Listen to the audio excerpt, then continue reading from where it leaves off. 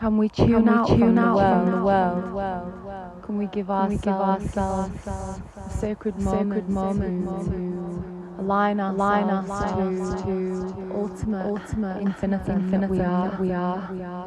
That is nature. Let us not forget who we are, what we are.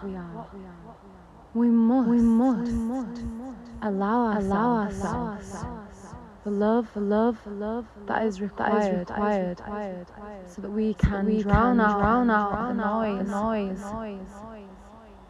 and listen to what requires love within our being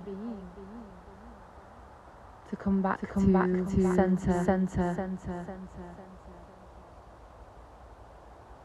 This is so important. So much unnecessary noise.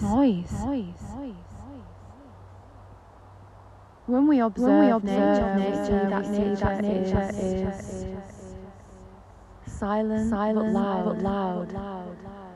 Sings in the beautiful ways that is cyclical and divine affection.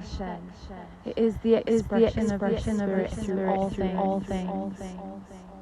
Can we learn from nature because we are that? Can we take a step back